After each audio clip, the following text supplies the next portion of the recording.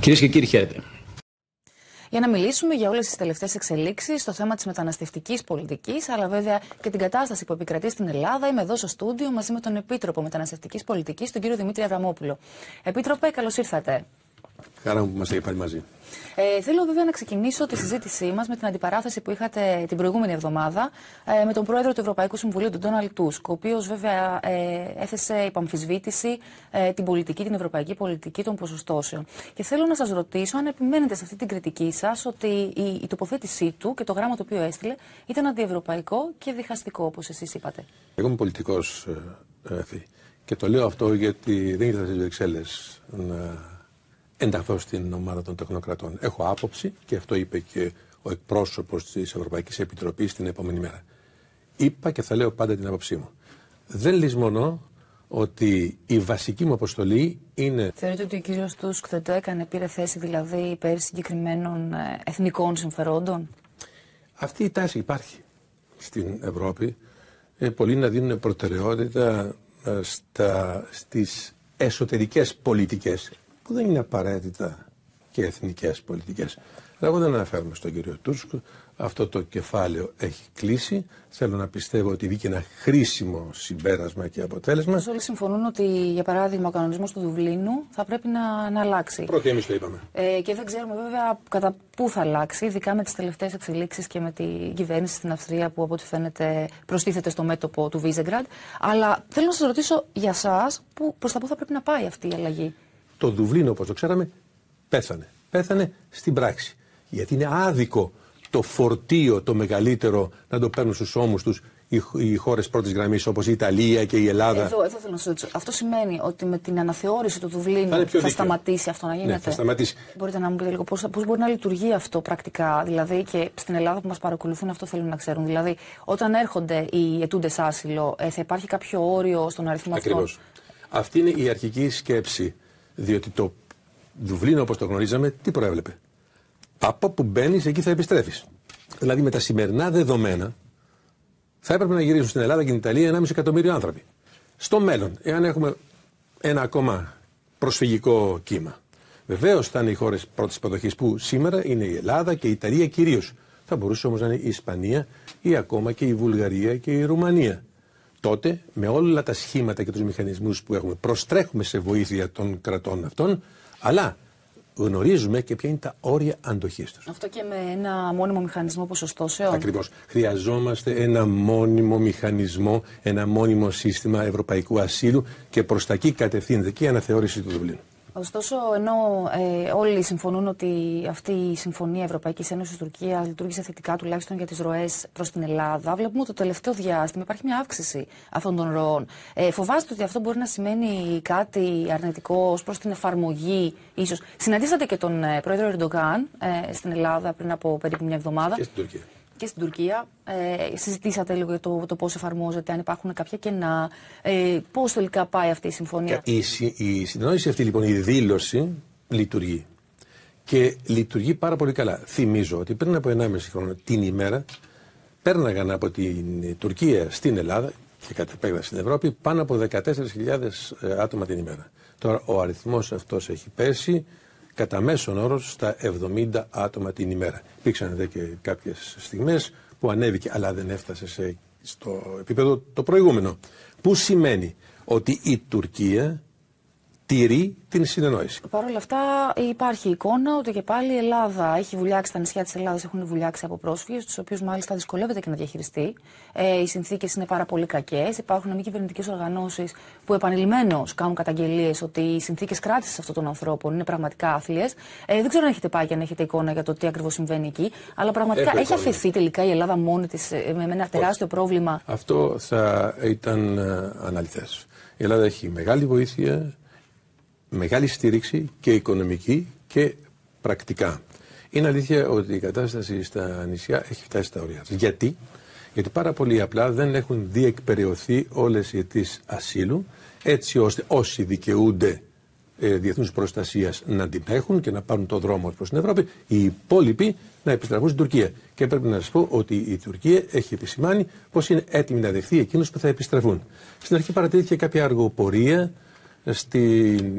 αν θέλετε, στους ρυθμούς διεκπεραίωσης αυτών των αιτήσεων από τις υπηρεσίες που είχαν στηθεί εκεί.